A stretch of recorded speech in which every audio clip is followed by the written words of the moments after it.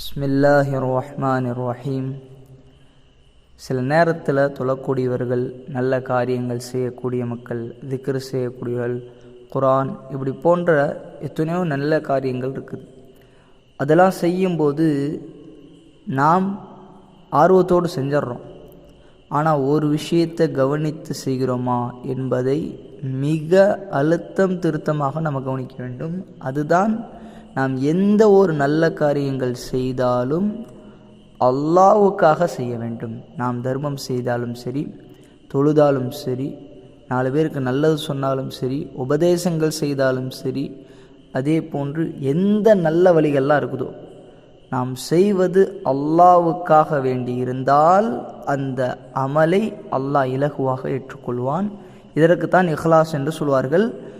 மன தூய்மை அல்லாஹ்வுக்கு மட்டும் தான் நான் செய்கிறேன், யாருடைய பாராட்டு, யாருடைய புகழுக்காக வேண்டியும் இல்லை என்று இஹ்லாஸோடு செய்யக்கூடிய மக்களுடைய அமலை அல்லாஹ் ஏற்றுக்கொள்வான். இன்னமா யதகப்பலுல்லாஹு மினல் முத்தகீன், இவர்களிடமிருந்தான் அமலை அல்லாஹ் ஏற்றுக்கொள்கிறான். இந்த உம்மத்தில் நபி ஸல்லல்லாஹு அலைஹி வஸல்லம் பயந்ததில் மிக முக்கியமான பயம் என்ன? அஷ்ஷிருக்குல் அஸ்கர், சிறிய இணை வைப்பு. இந்த சிறிய இணை வைப்பு எப்படி பரவும் என்று சொன்னார்கள்? எறும்பு ஊறுவதை போல ஊறிவிடும். என் உம்மத்தில் எறும்பு ஊறுவதே தெரியாது, அதுபோல இந்த ஷிருக்குல் அஸ்கர், சிறிய இணை வைப்பு என்பது எறும்பு ஊறுவதை போல என் உம்மத்தில் ஊறிவிடும். இந்த சிறிய ஷிர்க் என்ன?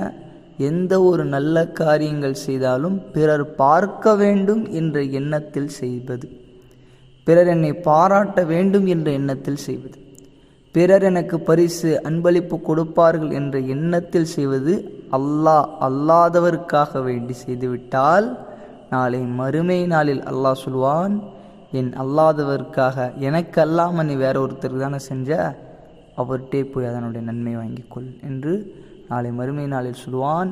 இந்த சிறிய ஷிருக்கு விஷயத்திலும் கவனம் இருக்க வேண்டும்.